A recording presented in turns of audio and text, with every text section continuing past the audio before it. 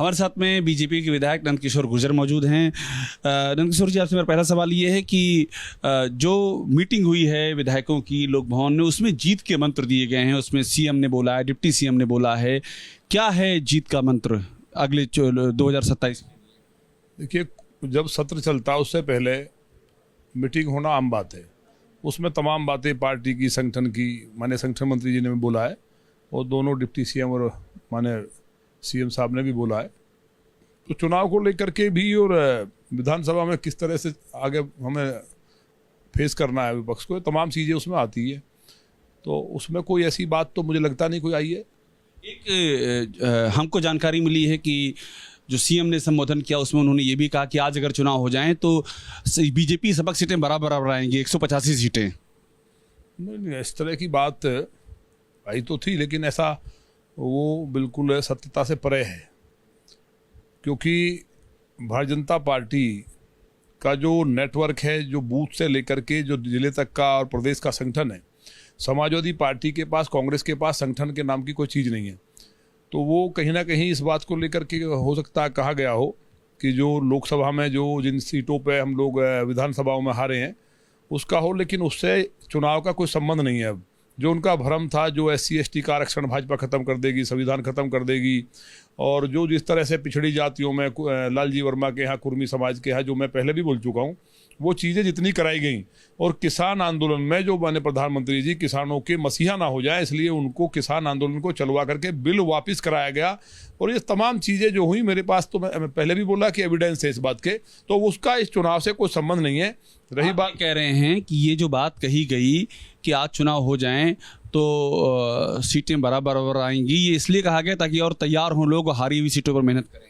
नहीं, अब वो तो माननीय मुख्यमंत्री जी से ही आप पूछेंगे तो बता पाएंगे। लेकिन मुझे जो लगता है इस बार 350 से कम सीट नहीं आएंगी।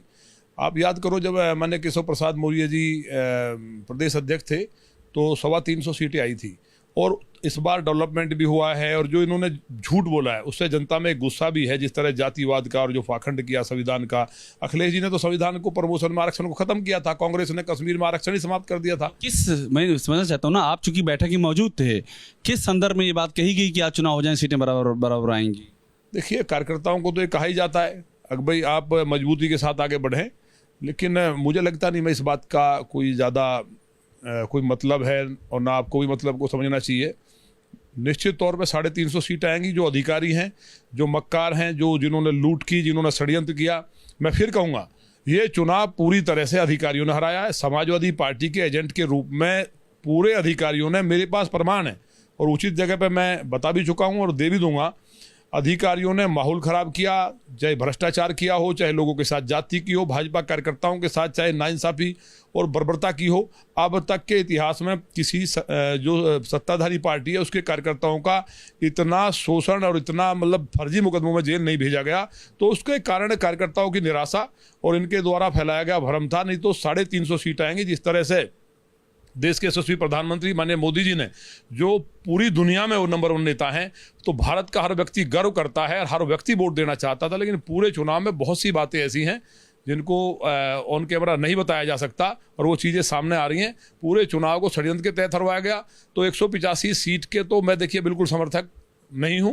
माननीय मुख्यमंत्री जी ने जो कहा वो किस दृष्टि से कहा, ये आप बात करेंगे तो महाराज जी बताएंगे। उन्होंने यही कहा होगा कि हम और मेहनत करें, लेकिन 350 सीटें आएंगी और पूरी तरह से सफाया हो जाएगा समाजवादी पार्टी का। हमारे साथ में बीजेपी के विधायक नंदकिशोर गुर्जर हैं और ये कह रहे हैं कि सीटें 350 आएंगी, समाजवादी पार्टी का सफाया हो जाएगा। और जो 185 सीटों की बात है उसके पीछे एक कार्यकर्ताओं को उत्साह भरने की बात हो सकती है, और बाकी चूंकि मुख्यमंत्री जी के लेवल पर कहा गया है तो उसका आशय वो बेहतर बता पाएंगे। सुनील पांडे के साथ अभिषेक उपाध्याय, यूपी न्यूज़, लखनऊ।